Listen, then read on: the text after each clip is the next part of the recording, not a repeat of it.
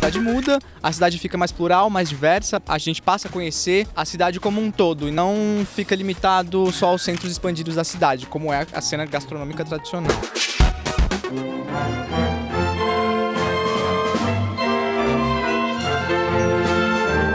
Foi triste. Gente queria morrer, só Deus não deixou morrer. Agora estou muito realizado. Casei, tenho bisnetos já e ainda aqui no Brasil não tem guerra, não tem nada. Olá, pessoal. Estou aqui com o elenco de O Ovo de Ouro, aqui no Sesc Santa Amaro. Uma peça maravilhosa escrita por esse rapaz aqui, que faz o Dasco. Eu faço o Dasco velho, ele faz o Dasco jovem. E esse elenco maravilhoso e esse malvado aqui.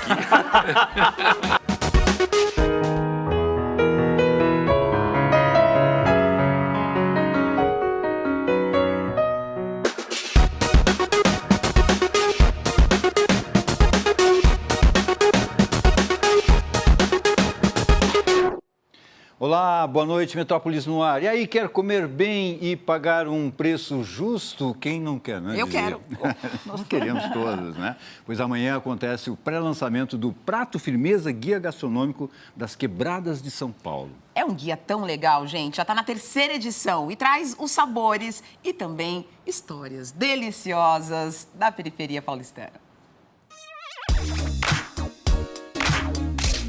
O guia ele é escrito por jovens de periferia, estudantes de jornalismo da Escola de Jornalismo da Enóis, que é uma agência que forma e trabalha com comunicação e jornalismo voltadas para jovens de periferias. Dentro desse curso, a gente produz diferentes produtos jornalísticos. Um deles é o Prato Firmeza, onde cada um desses estudantes mapeia a sua própria quebrada e outras quebradas em busca de lugares legais para comer. Faz muita diferença porque tem todo um exercício interno de conhecer a própria quebrada, de se identificar com o próprio território, de entender que aquele lugar que a gente cresceu comendo não é só porque ele não faz parte de um guia tradicional que ele não é um lugar legal.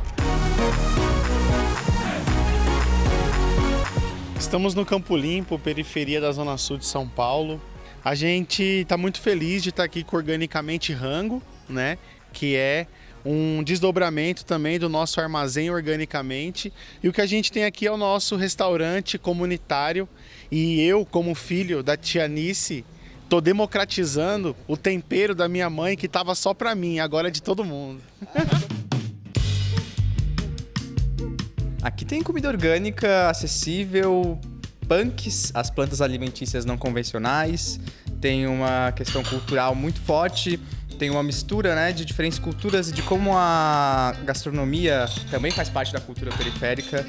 Nós provamos aqui o ceviche de manga, o charuto de legumes e o peixinho empanado. Ela tem esse nome porque dizem que tem um aspecto, além do formato, ela tem o sabor que dizem que parece com peixe, eu não acho, mas muita gente acha. E é um clássico que da Zona Sul de São Paulo tem em tudo que é lugar. Tenho muito cliente vegano, vegetariano e macrobiótico. Eles são chiques, exigentes, eles querem pastel punks na farinha integral, sem ovo e sem leite. A perifa tá com tudo.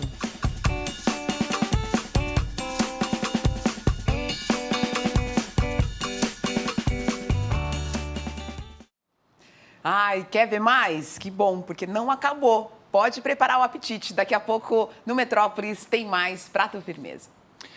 Pois é, e neste domingo tem decisão no programa Prelúdio, que revela os talentos da música clássica. Uma grande festa na Sala São Paulo, com transmissão ao vivo a partir das 11 da manhã. São 4 jovens disputando uma bolsa de estudos na Hungria. E você, aí em casa, vai poder votar no favorito pelas redes sociais. Bom, mais música erudita. O maestro italiano Francesco Lottoro se dedica faz 30 anos à recuperação e catalogação de partituras musicais compostas em campos de concentração. Ele já reuniu 8.000 composições. 18 delas foram apresentadas num concerto muito especial no Memorial da América Latina. O concerto O Maestro em Busca da Última Música foi dirigido por Francesco Lottoro e executado pela Orquestra Jazz Sinfônica. For all my approach to people that can support this research, that can develop this project, this concept of Brazil is very, very, very important. It's important as a musician, but it's important as a Jew, as a man.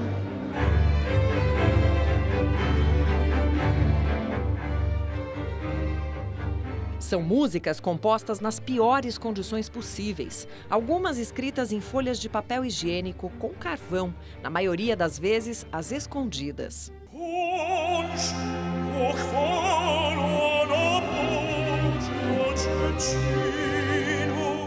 Sem dúvida, o maestro está cumprindo sua missão de fazer com que essas obras voltem à vida e que sejam ensinadas, tocadas e cantadas por todos, de forma a perpetuar a vida onde havia morte. Enquanto elas ainda não foram executadas, elas ainda estão aprisionadas nos campos. E a partir do momento que elas são executadas, ele dá vida a essas partituras. Na minha opinião, é um legado para a humanidade.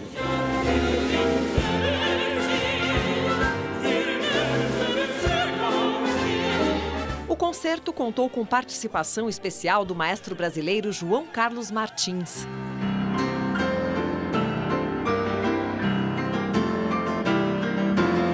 E entre os convidados, alguns sobreviventes do Holocausto. Foi triste. Gente queria morrer, só Deus não deixou morrer. Ele estava em campo de trabalhos forçados, porque ele era muito jovem e era fortinho. Agora estou muito realizado. Casei, tenho bisnetos já.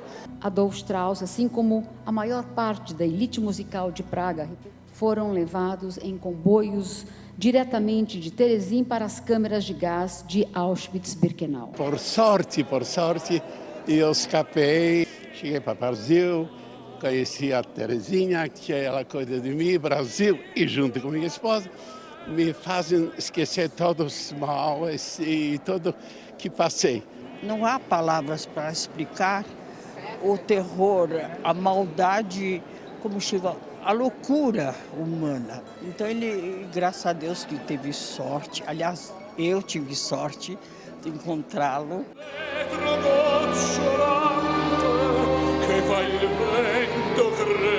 O evento também marca a abertura das comemorações dos 75 anos da libertação dos campos de concentração da Segunda Guerra Mundial.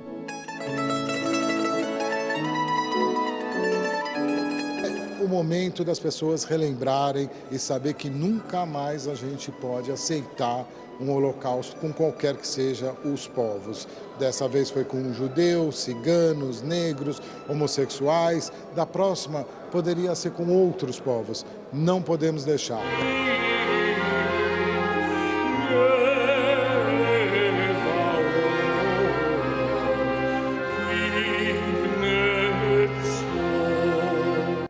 O concerto no Memorial teve o objetivo de arrecadar fundos para que o maestro Francesco Lottoro continue viajando e recuperando partituras pelo mundo. Bom, e ainda hoje no Metrópolis, o tema do Holocausto no teatro, com a perspectiva dos esquecidos. Amanhã, às 11 da noite, a TV Cultura exibe o documentário Henri Sobel, Luz e Sombra de um Rabino, dirigido por Hélio Goldstein, o diretor do Metrópolis. É uma homenagem ao rabino que foi um dos símbolos da luta contra a ditadura. Depois da morte do jornalista Vladimir Herzog, assassinado pela repressão dentro do DOI-CODE em São Paulo, Sobel se uniu ao cardeal Dom Paulo Evaristo Arnes para realizar um grande ato ecumênico na Praça da Sé.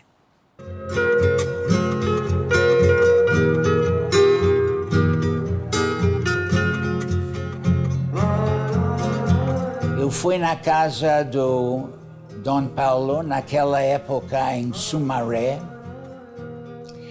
e a ideia dele era realizar um culto ecumênico. Naquela época, o Brasil nunca tinha visto um culto ecumênico. Dom Paulo foi fundamental. Dom Paulo e também o pastor Reit, todo esse conjunto formou, de fato, um grupo, uma equipe bastante expressiva nessa questão de defesa dos direitos humanos e de redemocratização. Quem sabe faz a hora. O momento mais tenso foi exatamente aquele que precedia a realização do culto. Na véspera, o Rabino Sobel recebeu a visita de 2 oficiais do Exército. Um perguntou O Senhor vai mesmo naquele ato ecumênico? Isto foi o dia antes do ato ecumênico. Eu disse, pretendo ir, sim. Ele disse, apontando um dedo, o lugar do Senhor não é na catedral. O lugar do Senhor é na sua sinagoga. Eu disse para ele, vamos fazer um acordo.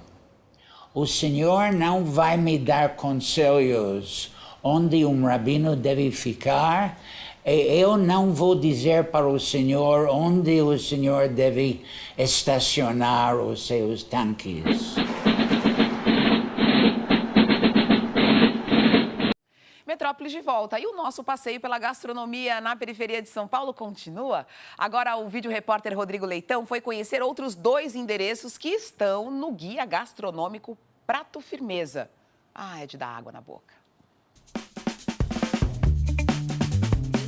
Você está aqui no Paraisópolis, né? Fica na zona sul de São Paulo, bem organizada, de empreendedores, né? E é uma comunidade muito conhecida e também bem evolutiva. O que eu achei mais curioso é justamente esse encontro cultural, né, do açaí com a comida chinesa, que é uma mistura que a gente pode achar um pouco inusitada e realmente é, mas como a gente pode ver aqui no espaço, na própria comida, na nossa mesa, ele funciona muito bem. A gastronomia de Paraisópolis é uma das que se mais destacam, eu acho, na cidade. Tem de tudo. Meu sonho sempre foi montar um açaí. Desde garoto, sempre tive esse sonho. Eu conheci o meu tio, que já trabalhava com comida chinesa, juntamos tudo e deu super certo. Agora, a comida aqui é mais barata por quê? A gente faz tudo aqui na loja, né? A gente faz o corte, preparação, inclusive a gente busca também a mercadoria e transforma ela. Então, com isso, a gente consegue baixar o preço no prato pro consumidor final. E tudo é feito pela comunidade? Tudo, a construção da obra, os desenhos da gente também, né? Os grafites, vocês veem aí. Toda a estrutura que vocês veem tem o dedo da comunidade, tudo é daqui de dentro. Porque as pessoas que estão nas cozinhas, até dos grandes restaurantes, são pessoas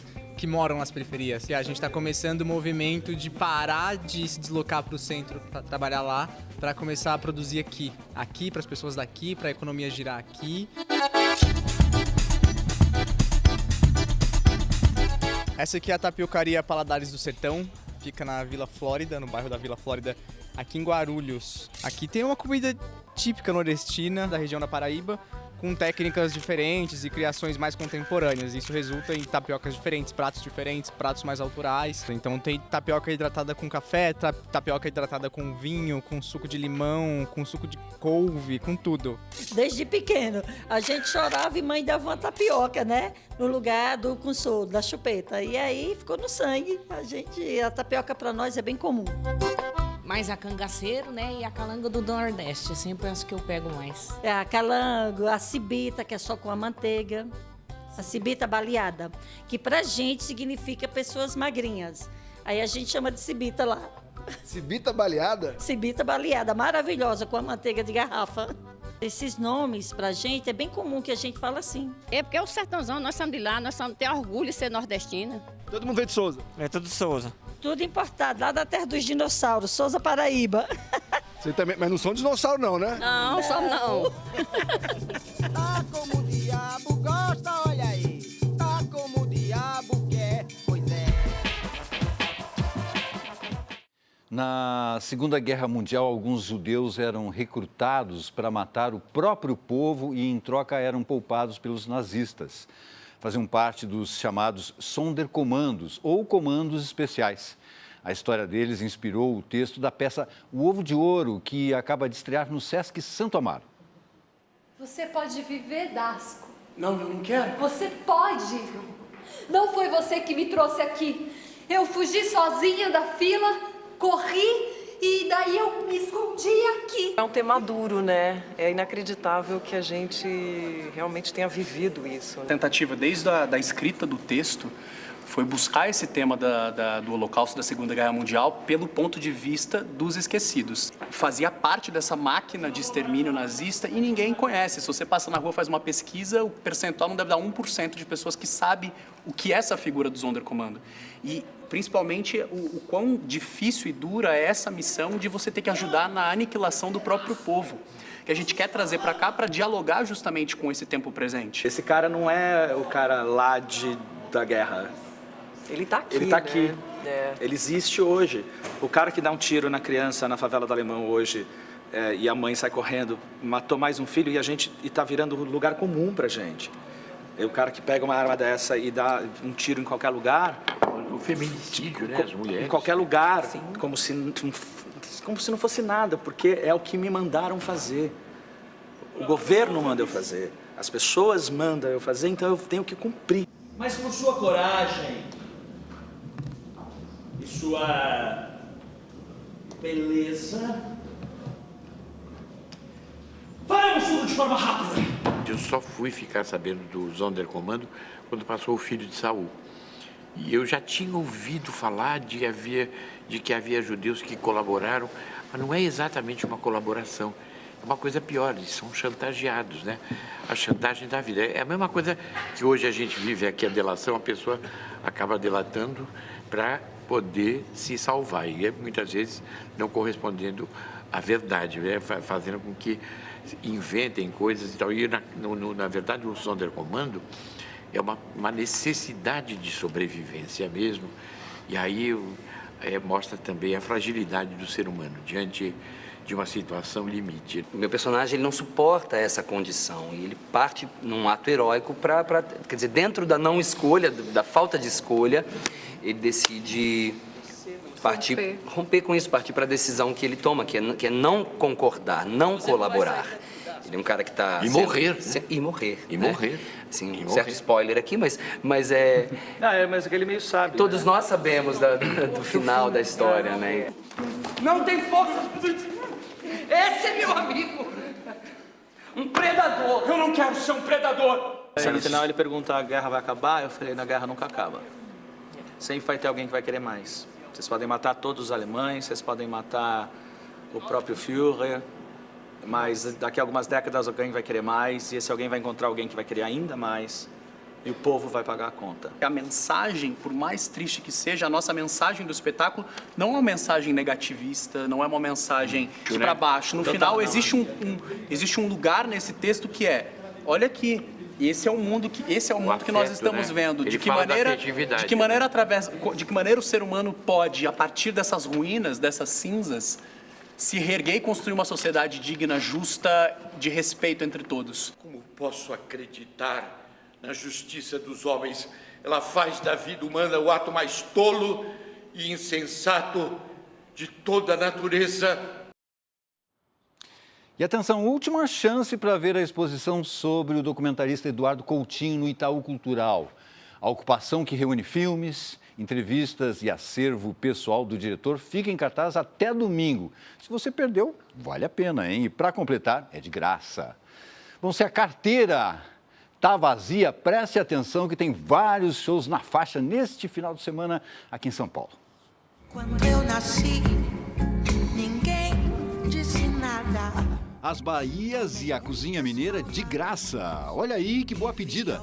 Vai ser amanhã no Centro Cultural da Juventude, no bairro do Limão, às 7 da noite.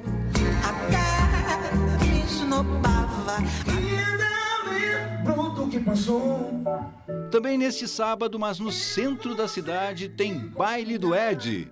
Que Ed? O Ed Mota. Ele vai colocar todo mundo para dançar no Sesc Parque Dom Pedro II a partir das 6 da tarde. Ouvi você dizer que eu era tudo que você sempre quis. Acredito. Domingão tem música romântica no Sesc Itaquera com o trio Tuyo, 13h30 da tarde. Seja raro demais. Da Zona Leste para a Zona Sul, no Sesc Interlagos tem Metá Metá. Jussara Marçal, Thiago França e Kiko Dinucci sobem ao palco às 4 da tarde. Tudo na faixa.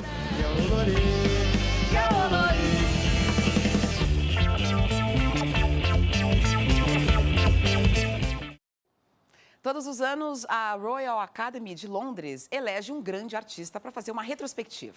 E dessa vez, o britânico Anthony Gormley tem seus 45 anos de carreira revisitados.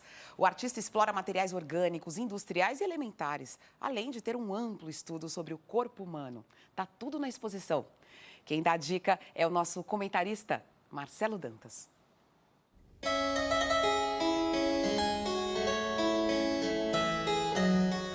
Está em cartaz em Londres, na Royal Academy, uma grande monografia do Anthony Gormley.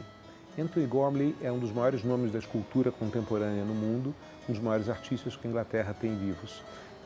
Ele fez da sua obra uma obsessão em torno da ideia do corpo. Seja o corpo enquanto sua impressão negativa, quanto sua impressão positiva, né? Subtrativa ou acumulativa. Seja ele enquanto símbolo de massa, seja ele enquanto símbolo de movimento.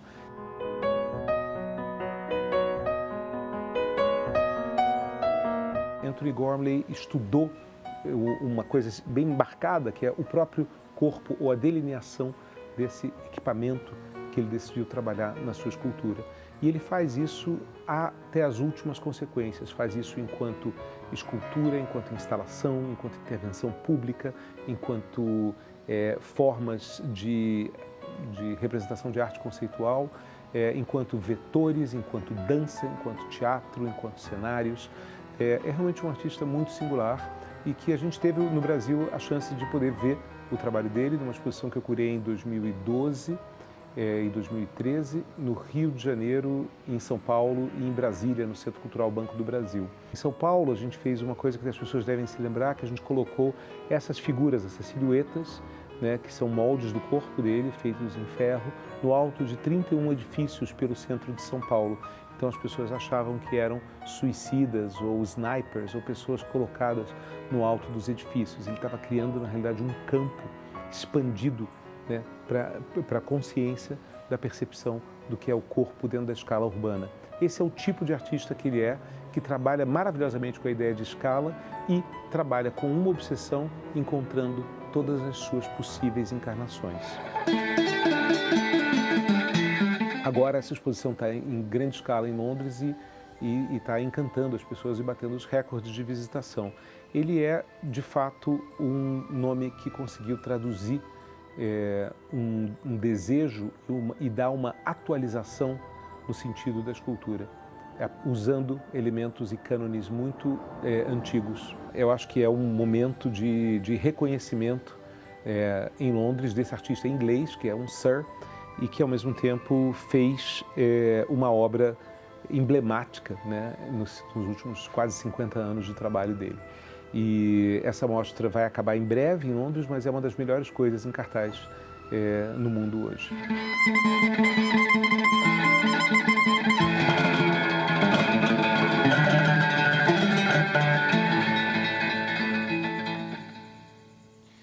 Ok, a gente encerra o programa de hoje com o concerto O Maestro em Busca da Última Música, apresentado no Memorial da América Latina, né? Todas as músicas, aliás, foram compostas em campos de concentração recuperados pelo maestro italiano Francesco Lottoro. Que projeto bonito, né, claro. Cunha? Bom, a TV Cultura vai exibir a apresentação na íntegra em breve desse concerto. Agora você fica com um trecho de A Fábula de Natal, composta por Arturo Coppola e Giovanni Guareschi. Um beijo para vocês e Tchau, até domingo. Até domingo, 11 da noite. Un triste giorno